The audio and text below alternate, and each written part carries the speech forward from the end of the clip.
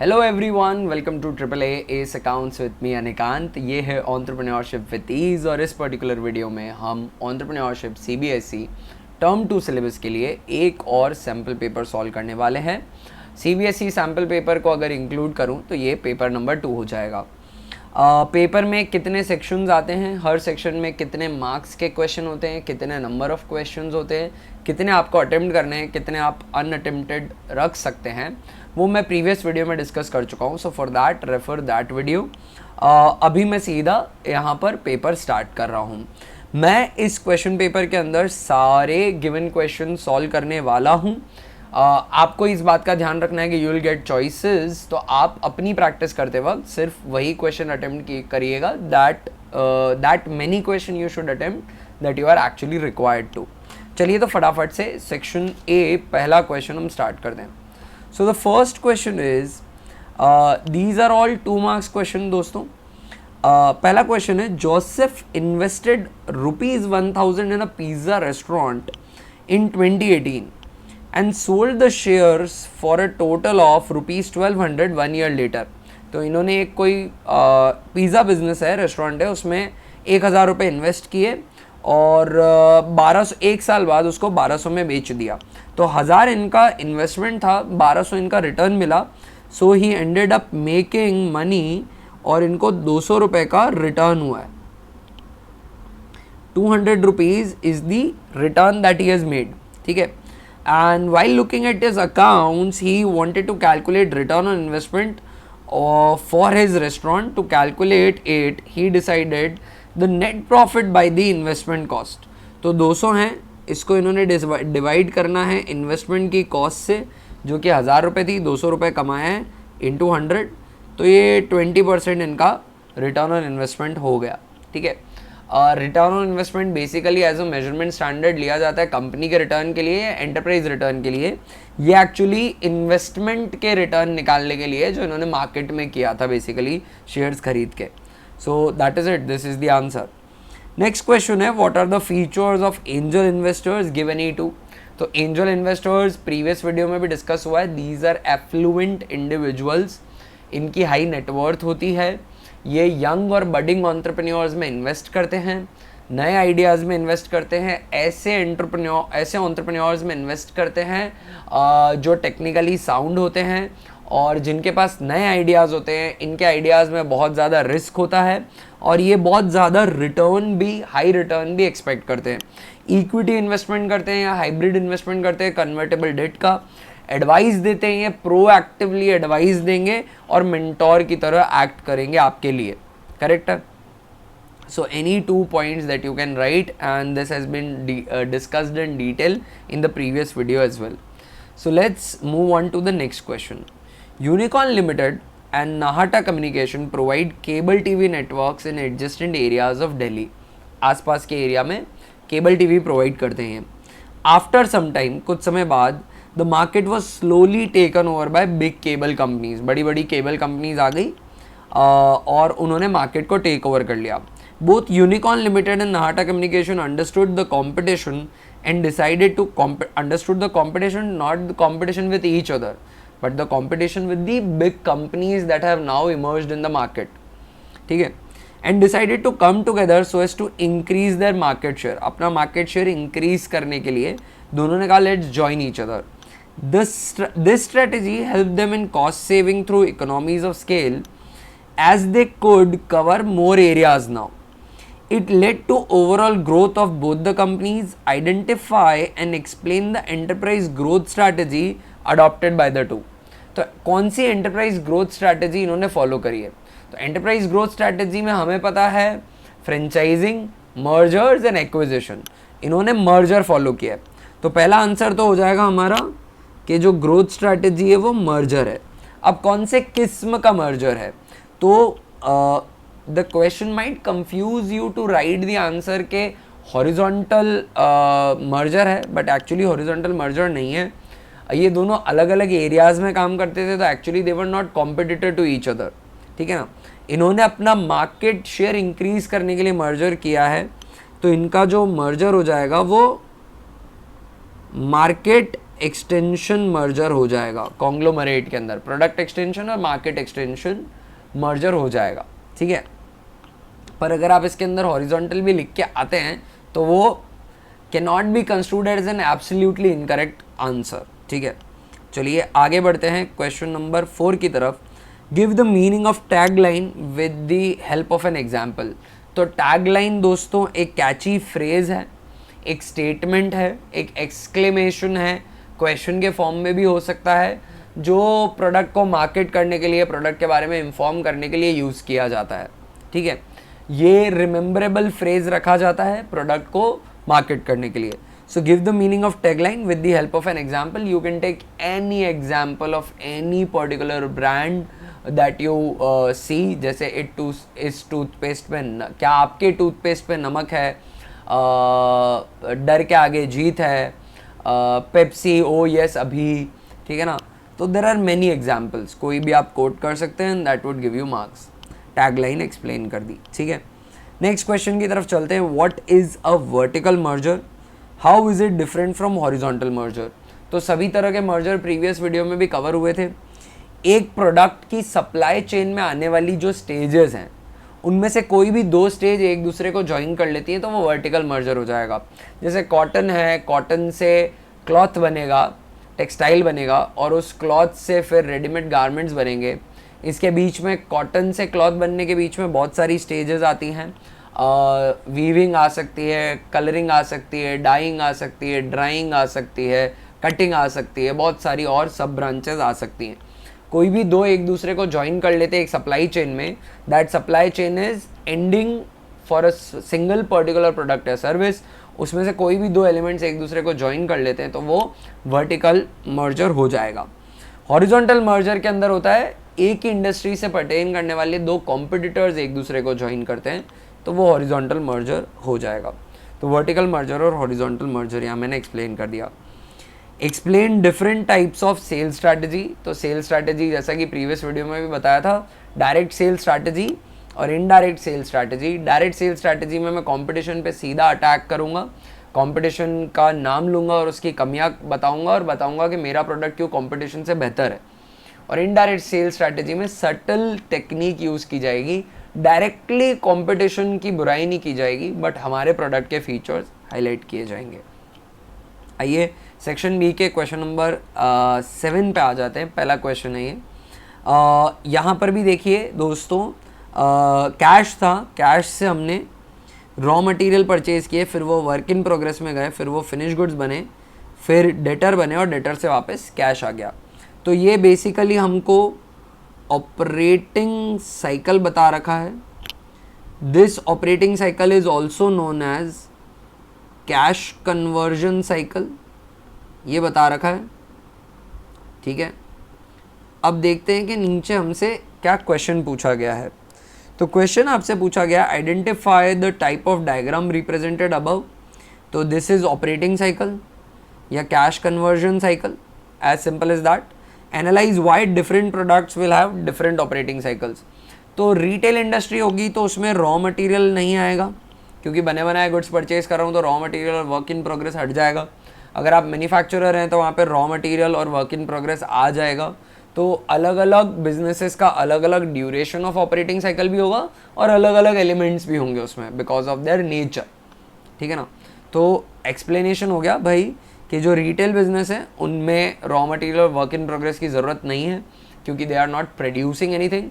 Whereas the businesses which are in production, they will have raw material and work in progress in the part of their operating cycle. Also, the duration of operating cycle would be comparatively more as compared to an operating or cash conversion cycle of a retail business. Next question करते हैं। Working capital calculate करनी है, तो जो commerce के student हैं उनके लिए फेयरली ईजी है। जो ह्यूमैनिटीज़ और साइंस के बच्चे हैं उनको मैं एक्सप्लेन कर देता हूँ। वर्किंग कैपिटल की कंप्यूटेशन करनी है। वर्किंग कैपिटल क्या होती है? वर्किंग कैपिटल का मैथमेटिकल कैलकुलेशन होता है current assets minus current liabilities. इससे निकलेगी, इस फॉर्मूले से निकलेगी नेट वर्किंग कैपिटल, करेक्ट है। और then there is another thing that is gross working capital, gross working capital is nothing but sum total of current assets, ठीक है। तो आइए अब इस क्वेश्चन के अंदर what I am going to be doing is, जो करंट एसेट्स हैं उनको मार्क लगा देता हूँ with one particular colour theme, और जो करंट लाइबिलिटीज़ हैं उनको किसी दूसरी कलर थीम से कर देता हूँ। Then all you need to do is separate them from each other, ठीक है। तो स्टॉक जो है वो करंट एसेट हो जाएगा, ट्रेड क्रेडिटर्स और करंट लाइबिलिटी, डेटर्स जो हैं इनको हमने गुड्स सेल किए हैं और इनसे पैसे अभी तक रिकवर नहीं हुए, तो ये करंट एसेट्स है मेरे। कैश मेरा करंट एसेट है, डिविडेंड पेएबल मेरा करंट लाइबिलिटी है, सिर्फ टैक्स दिया हुआ है तो ये टैक्स पेएबल अज्यूम करूँगा तो ये भी करंट लाइबिलिटी है, शॉर्ट टर्म लोन्स ये भी करंट लाइबिलिटी है, शॉर्ट टर्म इन्वेस्टमेंट जो है ये करंट एसेट्स हैं। तो everything left would be obviously current liability.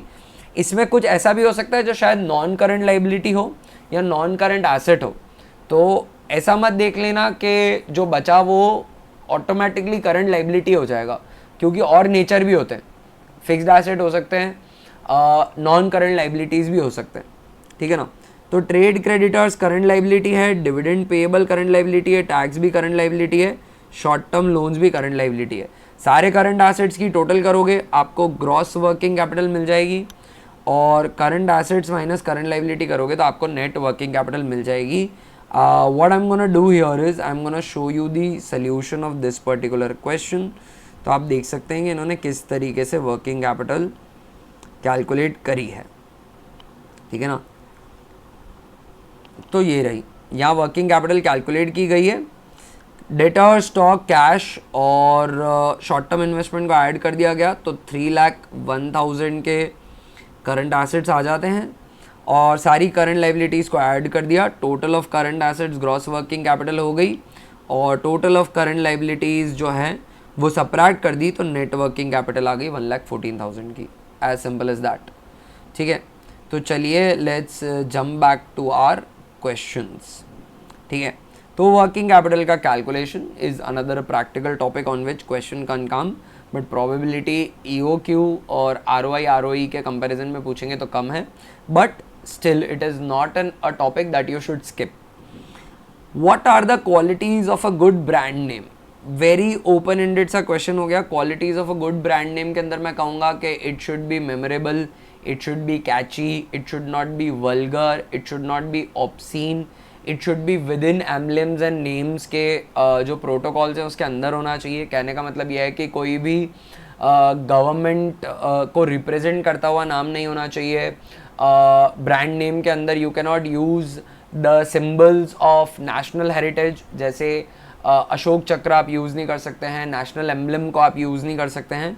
सो कैची होना चाहिए, ईजी टू प्रोनाउंस होना चाहिए, राइमिंग हो तो अच्छा है, रिमेंबर करने वाला, प्रोडक्ट को हाईलाइट या ब्रांड को हाईलाइट करने वाला होना चाहिए। Any 3 or 4 you can write and you will get the marks. Explain in brief the 3 ways in which an organization can expand externally। तो एक्सपांशन के 2 तरीके होते हैं, internal and external. Internal expansion के अंदर organisation is not joining hands with an external entity, but वो फिर भी एक्सपांड कर रहा है। कैसे? वो अपना स्केल ऑफ ऑपरेशन इंक्रीज कर देगा, नई मशीन्स कर देगा, डाइवर्सिफाई कर लेगा, एक्स्ट्रा प्रोडक्शन करना स्टार्ट कर देगा, ओवर टाइम करना स्टार्ट कर देगा। मतलब जो कर रहा है उस काम की इंटेंसिटी इंक्रीज कर दी है, but you are not joining with some other third person और थर्ड बिजनेस। वहीं हम आते हैं एक्सटर्नल एक्सपांशन में। एक्सटर्नल एक्सपांशन में to expand our business, to grow our business, we are combining with some other firm, we are joining hands with some external entity. तो external expansion के जो तरीके हैं, 3 तरीके हैं। इसमें एक तरीका हो सकता है फ्रेंचाइजिंग का। So first of all, let me explain what franchising is. Franchising is an agreement between 2 parties, a franchisor and a franchisee. Franchisor is allowing the franchisee to use its patent, trademark, copyright, goodwill, basically its intellectual property, against a payment of royalty, जो franchisee पे करेगा। तो ये franchising agreement हो गया। दूसरा है that is mergers। Merger के अंदर एक बिजनेस दूसरे बिजनेस से कंबाइन हो रहा है, A+B। इसकी 2 पॉसिबिलिटी हो सकती है कि एक बड़ा A फॉर्म हो जाएगा जिसका B एक ब्रांच हो गया, या फिर एक नया ही बिजनेस बन गया जो AB है। पुराने बिजनेस अपनी एग्जिस्टेंस खो देंगे। और तीसरा तरीका जो है वो है एक्विजिशन। एक्विजिशन के अंदर क्या होगा, ए बी को अक्वायर कर लेगा, ठीक है, पर बी की एग्जिस्टेंस नहीं जाती। अब बी का जो ओनर है वो ए हो जाएगा, दोनों का एग्जिस्टेंस क्लोज नहीं होता। ए भी एग्जिस्ट करेगा, बी भी एग्जिस्ट करेगा, but now B would be owned by A. A B को ऑपरेट करेगा under its name, but the ownership would be A now of A. So that is acquisition. ये 3 तरीके हैं बिजनेस को expand करने के, तीनों का आप एक्सप्लेन कर दीजिएगा, you will get marks. Next question, 11th question देखते हैं। Identify the technique of sales promotion. तो हमसे पूछी गई है सेल्स प्रमोशन की technique. So let us first understand what sales promotion is. Sales promotion वो सारी गिमिक्स हैं या वो सारी एक्टिविटीज़ हैं, एक्ट्स हैं जो एक बिजनेस करता है अपनी सेल्स इंक्रीज करने के लिए, ज़्यादा यूनिट्स बेचने के लिए, जिसपे ऐसे एक्ट्स जिससे डायरेक्ट सेल्स पे इम्पैक्ट आएगा। एक पे एक फ्री दे देना, डिस्काउंट कूपन्स दे देना, लॉयल्टी पॉइंट्स दे देना, 40% extra, 30% extra, gold coins, scratch cards, all these are sales promotion techniques. तो हमसे ये पूछा गया है कि कुछ सिचुएशंस हम नीचे बताएंगे, इन सिचुएशंस में कौन सी सेल्स प्रमोशन टेक्निक अप्लाई करी गई है वो फाइंड आउट करके बताइए। तो पहला, Monika took her sister Poonam for shopping to Diva to buy her a dress on the occasion of a birthday. She was delighted when on payment for the dress she got a discount voucher to get 20% off for a meal of 500 or above at a famous eating joint. तो वहाँ पे उनको discount coupon मिला। तो यहाँ पर जो तरीका है वो यूजेबल बेनिफिट्स यूज़ किए गए हैं। You are getting some benefits that can be used elsewhere. तो ये सेल्स प्रमोशन टेक्निक यूज़ करिए। Usable benefits is a way to describe, आप इसको कुछ और भी कर सकते हैं। You can say discount benefits, discount at an alternative store, cash benefits, cash benefits नहीं कह सकते actually, discount benefits at some third party outlets, किसी भी तरीके से कह सकते हैं। यूजेबल बेनिफिट है एक, ठीक है। नेक्स्ट है, Tanu took her friend Veena for shopping to mega stores to buy her a handbag for a birthday. She was delighted when on payment of the handbag she got a wallet along with the handbag free of cost. तो handbag के साथ एक wallet free में मिल गया। तो ये product combination हो गया या क्वांटिटी डील हो गई। बेसिकली आपने एक प्रोडक्ट परचेज किया और उसके साथ एक और छोटा वर्जन ऑफ प्रोडक्ट आपको फ्री मिला है। तो product combination is the sales promotion technique used here. Third है, an air purifier company is engaged in manufacturing of air conditioner and desert cooler. The company offers a wide range of products to meet the requirement of people from varied income groups. बहुत तरीके के product देता है अलग अलग price range में, ताकि अलग अलग इनकम ग्रुप के लोग भी हमारा प्रोडक्ट परचेज कर सके। Recently, the company has developed a new product, an air purifier that improves the quality of air by filtering out all allergens and microbes. Allergy cause करने वाले माइक्रो ऑर्गेनिजम्स को ये क्लीन कर देता है। The company introduce the product on 2 variants, namely Purotech and Purotech premium. In order to persuade people to buy the product, it is offering easy payment options in equal monthly installments for different time periods.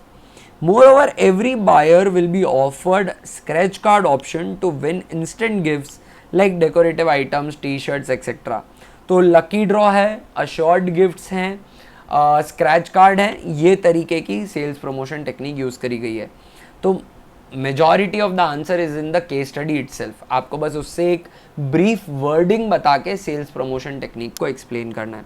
So that is all that was there to it, that's the end of the question, ठीक है। Next है section C पे आ जाते हैं। What is venture capital, state 4 features of venture capital.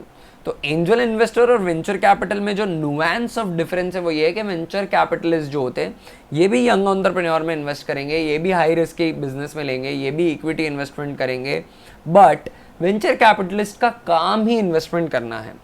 Angel investors 1 या 2 businesses में non sophisticated वे में, non institutionalised वे में इन्वेस्ट कर रहे हैं एंजल इन्वेस्टर्स। पर वेंचर कैपिटलिस्ट इंस्टीट्यूशनलाइज्ड वे में सफिस्टिकेटेड इन्वेस्टमेंट कर रहे हैं और एक से ज़्यादा बिजनेसेस में कर रहे हैं।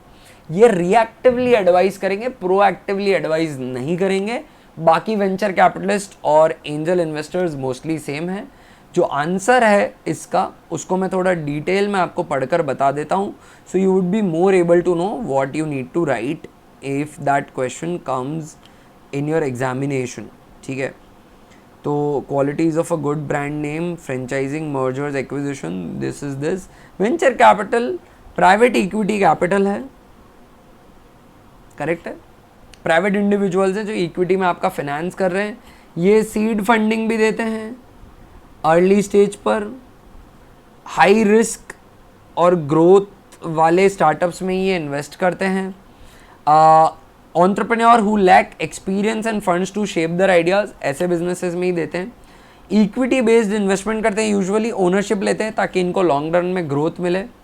ठीक है, स्मॉल या मीडियम स्केल के बिजनेस में इन्वेस्ट करते हैं।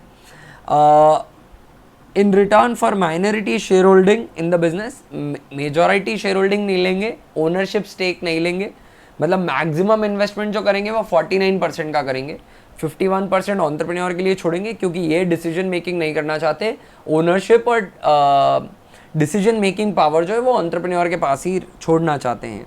ठीक है, it is more accurate to view venture capital broadly as professionally managed pool of equity capital. Professionally managed pool of equity capital का मतलब क्या है? बहुत सारे लोग एक साथ अपना पैसा इकट्ठा कर देते हैं और वो पैसा इसलिए इकट्ठा किया है ताकि इस पैसे से नए नए बिजनेसेस में इन्वेस्ट किया जा सके, और इसको मैनेज प्रोफेशनल्स करते हैं। Venture capital is a way in which investors support entrepreneurial talent with finance and business skill to exploit market opportunities and obtain long-term capital gain. लंबे रन पे ये अच्छा पैसा बनाना चाहते हैं अपने इन्वेस्टमेंट पे। कुछ फीचर्स वेंचर कैपिटलिस्ट के बता रखे हैं। लॉन्ग टर्म इन्वेस्टमेंट डिसिप्लिन होता है इनका, यूजुअली 5 ईयर पीरियड तक इन्वेस्टमेंट रखते हैं ये, तभी अच्छे रिटर्न्स मिलेंगे। अर्ली स्टेज ऑफ कंपनीज में इन्वेस्ट करते हैं, एक्सपेंशन के लिए भी देते हैं, रिवाइटलाइजेशन के लिए देते हैं। रिवाइटलाइजेशन मतलब कंपनी ने कुछ मिसफॉर्चून की वजह से बहुत लॉसेज इंकर किए but the product is still strong, the management is still strong, तो वेंचर कैपिटलिस्ट इन्वेस्ट करता है टू रिवाइटलाइज, रिक्रिएट और रीस्टार्ट द बिजनेस और give it a push so that that business can be profitable again. ठीक है, financing leveraged बायआउट्स भी करता है। लेवरेज्ड बायआउट्स मतलब किसी को उधार देगा ताकि वो किसी और बिजनेस को खरीद सके। ठीक है, it is basically equity financed, equity finance रहेगा, रिलेटिवली नई कंपनियों में ही किया जाएगा, लॉन्ग टर्म इन्वेस्टमेंट किया जाएगा, ग्रोथ ओरिएंटेड बिजनेस में किया जाएगा, स्मॉल और मीडियम फर्म्स में किया जाएगा। Everything I have already said. Venture capitalist capital भी नहीं देता, स्किल्स भी देता है बिजनेस को, स्किल्स भी प्रोवाइड करता है। हाई रिस्क और रिटर्न स्पेक्ट्रम में करेगा, बड़ा रिस्क और बड़े रिटर्न का पोटेंशियल रहता है।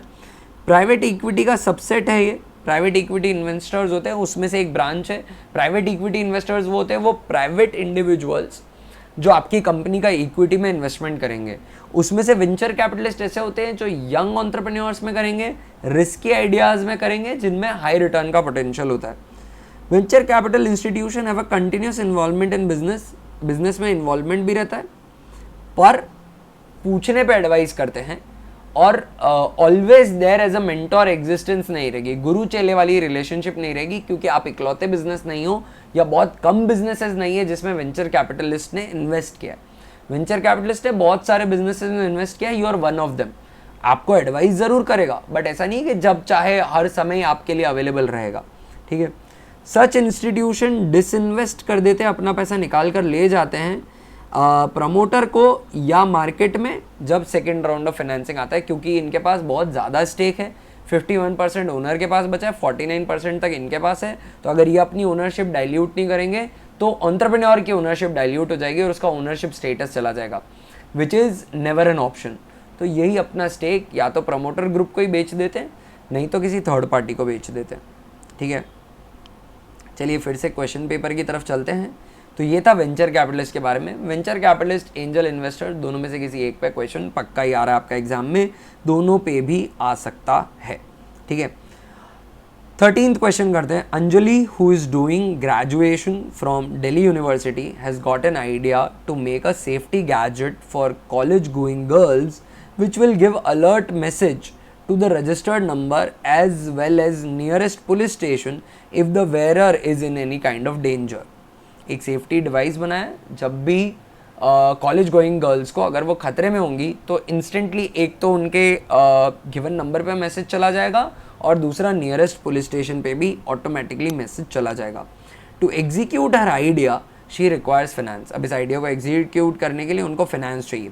She convinced one of her teachers who had the knowledge of making such gadget, उनको नॉलेज था ऐसा गैजेट बनाने का, to provide her finance for feasibility studies. Identify and explain the source of funding used by Anjali. कौन सा source of funding Anjali ने use किया है? तो देखिए, सोर्स ऑफ फंडिंग में आपको बोरोड फंड पता है, इक्विटी पता है, इनिशियल पब्लिक ऑफर के तरीके पता है और एंजल इन्वेस्टमेंट और वेंचर पता है.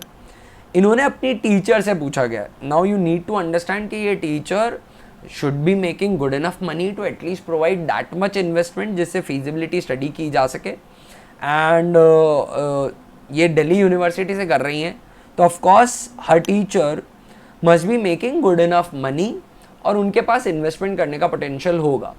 तो इनकी टीचर के पास अच्छी नेटवर्थ है और वो इनकी ऑलरेडी टीचर हैं, तो उनको इनका आइडिया अच्छा लगा टीचर को और वो अंजलि को मेंटोर करना चाहती हैं, इसलिए वो हेल्प कर रही हैं. तो बेसिकली यहाँ पर अंजलि ने एंजल इन्वेस्टमेंट पिक किया है ना. और एंजल इन्वेस्टमेंट के जो एक्सप्लेनेशन है वो मैं ऑलरेडी आपको इन डिटेल बता चुका हूँ. Still I would read out some points जो इन्होंने आंसर में लिखे हैं और you can know what to write. वैसे यहाँ पे थोड़ा डिटेल में लिखना पड़ेगा क्योंकि 5 मार्क्स का क्वेश्चन है, ठीक है. तो एंजल इन्वेस्टमेंट के अंदर क्या क्या फीचर्स होते हैं ये रहे, ठीक है. सो एंजल इन्वेस्टमेंट किया है, जो भी पॉइंट मैंने कहे थे, एफ्लुएंट इंडिविजुअल हैं, स्टार्टअप के समय बिजनेस को पैसा देंगे, अर्ली स्टेज में देंगे, high risk high return spectrum में जाएंगे जैसा कि वेंचर कैपिटलिस्ट में भी था. कन्वर्टेबल डेट लेते हैं यूजुअली या इक्विटी ओनरशिप लेते हैं. कन्वर्टेबल डेट इनमें आता है, वेंचर कैपिटलिस्ट में नहीं लिखा, बट वेंचर कैपिटलिस्ट भी करते हैं, बस आपकी टेक्स्ट बुक में नहीं लिखा हुआ है स्पेसिफिकली ऐसा. एंजल इन्वेस्टर की जो जॉब होती है वो इनवैल्यूएबल है. ये गैप फिल करते हैं स्टार्टअप्स के लिए, फ्रेंड्स और फैमिली से जो फाइनेंस उठाया उसके अलावा जो रिक्वायरमेंट है उसको कर देते हैं. सीड फंडिंग कर देते हैं, ठीक है. करंट या रिटायर्ड एग्जीक्यूटिव हैं, ये बिजनेस के ओनर्स हैं, हाई नेटवर्थ इंडिविजुअल है खुद भी, तभी इनके पास पैसा है. इनके पास नॉलेज है, एक्सपर्टीज़ है और फंड्स हैं जो स्टार्टअप को ये प्रोवाइड करेंगे. एक्सट्रीमली हाई रिस्क ये बेयर करते हैं और डाइल्यूशन रहेगा इनका investment. Future rounds of investment में ये अपना ओनरशिप स्टेक डाइल्यूट कर देंगे. बहुत हाई रिटर्न ऑन इन्वेस्टमेंट ये एक्सपेक्ट करते हैं. प्रोएक्टिव एडवाइस देते हैं, गाइडेंस देते हैं, इंडस्ट्री के कनेक्शंस प्रोवाइड करते हैं, मेंटोरिंग करते हैं. बेसिकली ये कीवर्ड्स हैं जो आपको ध्यान रखने हैं, ये आंसर में आना चाहिए. इनका ऑब्जेक्टिव रहता है कि ये बड़ी ग्रेट कंपनीज क्रिएट करना चाहते हैं, वैल्यू क्रिएशन में विश्वास रखते हैं, हाई रिटर्न रियलाइज़ करने में हेल्प करते हैं एंटरप्रेन्योर को. करंट डेवलपमेंट्स के बारे में इनका they are incline to know about the current development so that they can use the opportunities and also assist the entrepreneur, ठीक है. और another generation of entrepreneur को mentor करना इनका मकसद रहता है अपने वास्ट एक्सपीरियंस से. तो ये एंजल इन्वेस्टर का बेसिकली डिस्क्रिप्शन हो गया. आप बहुत अच्छे से इसको लर्न करके जाइएगा.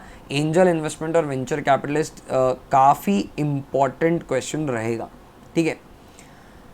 नेक्स्ट क्वेश्चन पे आते हैं. 14th क्वेश्चन पे, read the following article from a business newspaper and answer the questions. Orchid group of builders were engaged in building and selling of flats. Has decided to expand their business. To do so, they have decided to merge with Whipple Constructors, who were their biggest competitors. अपने competition से ये मिल रहे हैं. Who were their biggest competitor? उससे ये they are joining hands with their competition. अगर आगे मुझसे पूछा गया है कि कौन सा मर्जर है, यही पूछा गया explain the type of merger, तो ये हॉरिजॉन्टल हो गया, कंपटीशन से हम ज्वाइन कर रहे हैं, ठीक है। It is a merger occurring between companies in the same industry, और डिस्क्रिप्शन दे दिया, लो जी। They both have now decided that they would merge the companies with equal shares and form a new company by the name Watchit Limited. First, quoting lines from the passage identify and explain the merger in this case. तो यहाँ पर ये रहा quoting line हो गई, it's a merger occurring between companies in the same industry, और they both have now decided that they would merge the companies with equal share and form a new company by the name Watchit Limited. तो merger भी describe कर दिया कि एक नई company बनाएंगे. Explain any 3 reasons for merger. ये horizontal merger है. अब reasons for mergers और acquisition पिछले वीडियो में भी मैंने explain किया था. तो यहाँ पे synergy benefits मिलते हैं, कोई competency acquire करनी हो आप उसके लिए मर्जर्स एंड एक्विजिशन कर सकते हैं, सरप्लस कैश यूटिलाइज करने के लिए कर सकते हैं, टैक्स बेनिफिट्स के लिए कर सकते हैं, मैनेजमेंट एक्सपर्टीज़ के लिए कर सकते हैं. सो देर आर मैनी रीजंस, कोई से भी आप लिख सकते हैं यहाँ पे. तो let's discuss few. Synergy benefit मिलता है, दोनों का वैल्यू, दोनों का जो इंडिविजुअल वैल्यू है उससे ज़्यादा बड़ा वैल्यू निकलता है, उनके सम टोटल से ज़्यादा बड़ा वैल्यू निकलता है कंबाइंड कंपनी का. तो ये एडवांटेज हुआ मर्जर एंड एक्विजिशन का. सिनर्जी बेनिफिट, 2 तरह की सिनर्जी होती है, operational synergy and financial synergy. Operational synergy में कॉस्ट ऑफ ऑपरेशन कम हो जाती है इकोनॉमीज ऑफ स्केल की वजह से, और फाइनेंशियल सिनर्जी में टैक्स बेनिफिट मिलेंगे, डेट बोरोइंग कैपेसिटी बढ़ जाएगी. कोई नई टेक्नोलॉजी एक्वायर करनी है, इसके लिए मर्जर्स एंड एक्विजिशन किए जाते हैं. बेटर प्रॉफिटेबिलिटी मिल जाएगी, वही सिनर्जी बेनिफिट्स का असर है. कोई कॉम्पिटेंसी है, कोई क्षमता है, कोई काबिलियत है आपके किसी कंपनी के पास, तो आप वो कंपनी एक्वायर कर लेंगे वो कॉम्पिटेंसी एक्वायर करने के लिए. नए मार्केट में एंटर करने के लिए, किसी नए मार्केट में जा रहे हैं, मार्केट की समझ, मार्केट को कैप्चर करने में समय लगेगा. It is better to join hands with a company who already has a market share. आपको कोई कार लॉन्च करनी है किसी नए मार्केट में, आपकी कोई इलेक्ट्रिक व्हीकल है और आपको लॉन्च करनी है किसी नए मार्केट में, तो उसी इंडस्ट्री में, उसी मार्केट में एग्जिस्ट करने वाली किसी दूसरी कार मैन्युफैक्चरिंग कंपनी से यू कैन मर्ज, और उनके ब्रांड नेम के अंदर आप अपनी इलेक्ट्रिक व्हीकल कार को बेच सकते हैं. तो जल्दी मार्केट पेनिट्रेशन आपको मिल जाएगा. एक्सेस टू फंड्स, एक कंपनी के पास पैसा है, दूसरी के पास अच्छी अपॉर्चुनिटीज़ हैं, तो वो ज्वाइन कर सकती है. एग्जाम्पल भी दिया हुआ है नीचे, you can make use of that example. Tax benefits मिलते हैं, अगर एक कंपनी लॉस मेकिंग है तो उसके लॉसेस को आप सेट ऑफ कर सकते हैं अपने प्रॉफिट्स के अगेंस्ट, और अपनी टैक्स लाइबिलिटी कम कर सकते हैं. ठीक है. So these are few reasons for mergers and acquisition. Important है ये reasons for mergers and acquisition and synergy वाला. लास्ट क्वेश्चन करते हैं चलिए दोस्तों. What is penetration pricing method and list its advantages and disadvantages. सारी प्राइसिंग स्ट्रैटेजी आप एक बार ज़रूर से पढ़ के जाइएगा. Cost plus pricing, penetration pricing, skimming the cream pricing और वेरिएबल प्राइसिंग. यहाँ पे हमसे पेनिट्रेशन प्राइसिंग पूछा गया है. तो पेनिट्रेशन प्राइसिंग स्ट्रैटेजी में इनिशियली जो है मैं प्राइस को जो है वो लो रखूँगा, मार्केट से धीरे धीरे कंपटीशन कम हो जाएगा, और फिर बाद में मैं प्राइजेस को ग्रेजुअली इंक्रीज कर दूंगा. मार्केट से कंपटीशन को हटाने के लिए ये स्ट्रैटेजी फॉलो की जाती है. स्किमिंग या क्रीमिंग स्ट्रैटेजी है जो है वो इसकी ऑपोजिट है. वहाँ पे इनिशियली प्राइजेस को हाई रखा जाता है क्योंकि मार्केट में कंपटीशन नहीं है, हमने कोई नया प्रोडक्ट बनाया, इनोवेटिव प्रोडक्ट बनाया, and there exist no competition of us. तो वहाँ पर हम पहले प्राइजेस हाई चार्ज करते हैं, फिर धीरे धीरे जैसे कंपटीशन इमर्ज करने लगता है तब हम प्राइजेस को कम कर देते हैं. अब इसकी एडवांटेजेस और डिसएडवांटेजेस पूछी गई है. एडवांटेजेस पेनिट्रेशन प्राइसिंग स्ट्रैटेजी की ये हो जाएंगी कि आप कॉस्ट कंट्रोल करेंगे क्योंकि आपको बहुत लो प्राइजेस चार्ज करनी है. मार्केट के अंदर आपकी गुडविल बन जाएगी क्योंकि आप प्रोडक्ट को बहुत सस्ते में बेचते हैं. आप इजीली मार्केट में बहुत अच्छा शेयर अक्वायर कर लेंगे क्योंकि आपका प्रोडक्ट सस्ता है, तो कंपटीशन को आप क्विकली हटा देंगे. नए कंपटीशन को आने से आप डिस्करेज कर देंगे क्योंकि कंपटीशन घबराएगा, क्योंकि आप इतनी लो प्राइजेस चार्ज कर रहे हैं तो प्रॉफिट मार्जिन्स बहुत कम रहेंगे. दूसरा एडवांटेज ये है कि लो इनकम ग्रुप के पीपल जो हैं वो आपके प्रोडक्ट की तरफ अट्रैक्ट होंगे. आपके प्रोडक्ट की सेल्स बहुत ज़्यादा आएगी तो आपका स्टॉक टर्नओवर बहुत अच्छा रहेगा. ठीक है. कॉस्ट कंट्रोल रहेगा, कंपटीशन सरप्राइज की तरह आ जाएगा, आपका प्रोडक्ट जल्दी अडाप्ट हो जाएगा, गुडविल क्रिएट हो जाएगी and everything else that I mentioned, and there can be more points, more relevant points that you can write. अब डिसएडवांटेजेस क्या है? डिसएडवांटेज ये है कि क्वालिटी कॉन्शियस कस्टमर्स जो हैं, जो एलीट क्लास ऑफ कस्टमर्स हैं, वो आपका प्रोडक्ट परचेज नहीं करेंगे क्योंकि वो सस्ता है और सस्ते से ये इंप्रेशन जाता है कि क्वालिटी अच्छी नहीं होगी. दूसरी डिसएडवांटेज ये है कि हो सकता है कंपटीशन भी अपनी प्राइजेस लो कर दे तो आप सर्वाइव ना कर पाएँ. प्रॉफिट मार्जिन बहुत कम रहेंगे क्योंकि आपको बहुत कॉम्पिटिटिव प्राइसिंग चार्ज करनी है. ये पेनिट्रेशन प्राइसिंग स्ट्रैटेजी जो है ये ऐसे प्रोडक्ट्स पे ही काम करती है जिनकी प्राइस इलास्टिसिटी ऑफ डिमांड बहुत ज़्यादा हो. प्राइस इलास्टिसिटी ऑफ डिमांड का मतलब ये है कि हल्के से प्राइस में वेरिएशन करने से डिमांड में बहुत फ़र्क आता है. ये ऐसे प्रोडक्ट्स में किया जाता है जो बहुत ही ईजीली सब्सटीट्यूटेबल होते हैं, बहुत ही लो प्राइस के प्रोडक्ट्स होते हैं. उसमें क्या है कि प्रोडक्ट की क्वालिटी, प्रोडक्ट की कंपनी मैटर नहीं करती. The major thing that is influencing the decision of the customer to whether to buy your product or not is the price that you are charging. Shampoo के pouches ले लीजिए, chocolates ले लीजिए, toffees ले लीजिए, उसमें almost many of the brands, biscuits ले लीजिए, fast moving consumer goods, A company का बिस्किट एंड बी कंपनी का biscuit are almost the same. जिसका सस्ता मिलेगा उससे परचेज कर लिया जाएगा. केचप हो गया, नूडल्स हो गए, वहाँ पर क्या होता है, प्राइस इलास्टिसिटी ऑफ डिमांड बहुत ज़्यादा रहती है. वहाँ पर पेनिट्रेशन प्राइसिंग काम करेगी. ठीक है, आप पेनिट्रेशन प्राइसिंग फॉलो कर रहे हैं तो कस्टमर अक्वेंट हो सकता है आपकी लो प्राइसिंग से, तो वो फ्यूचर में भी लो प्राइजेस एक्सपेक्ट करेगा और तब आप जब इंक्रीज करेंगे तो will switch to some other product and will not buy your product. ये एक डिसएडवांटेजेस हो सकती है. आपको क्योंकि आप प्राइजेस कम रख रहे हैं तो मार्केट में आपके प्रोडक्ट की डिमांड बहुत ज़्यादा हो सकती है. So you need to have lot of liquidity to be able to cater to the increased level of production that you need to do. ठीक है, तो ये एक डिसएडवांटेज हो सकती है. So these are few disadvantages and advantages of penetration pricing. Similarly आप skimming the cream का भी एडवांटेजेस एंड डिसएडवांटेजेस अच्छे से पढ़ के जाएँ, because that's an important question that can come in your exam. So I hope ये sample paper आपको समझ में आया होगा. किसी भी तरह का कोई क्वेश्चन वगैरह है इससे related, what you all you need to do is write in the comment section.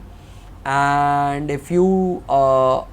if you need any sort of help with regard to any other topic or any question that you have that is not covered in this paper, you can use the comment section. Please make sure कि आप video को like ज़रूर करें क्योंकि इससे engagements बढ़ते हैं दोस्तों, and that is what keep the channel alive and keep the channel growing, and that will motivate me to upload more videos. Views और लाइक्स अभी भी कॉरोबरेट नहीं कर रहे हैं and that doesn't bring engagement and viewership to the channel. Try to share the channel with your friends and colleagues whosoever can make use of the channel. If you haven't subscribed the channel yet, please press the subscribe button. अभी भी ऐसे views आ रहे हैं जो non subscriber के हैं. It is not costing you any money. Just press the subscribe button. It will help the channel. Bell icon दबा दीजिएगा ताकि इस चैनल पे जितने भी वीडियोस अपलोड होते हैं उसके आपको नोटिफिकेशन आते रहें. चैनल को किसी भी तरीके से आप हेल्प करना चाहते हैं, कुछ लिंक्स हैं डिस्क्रिप्शन में. Please make sincere efforts to support the channel in any which way you can. I'll see you in the next video, guys. Till then, bye. Have a very good day today, and I wish all the best that in the world that there can be for your exams. Do share your results in the comment section once your exam are done, और अपने term 1 के results please share करिएगा. Have a good day दोस्तों. Bye for now.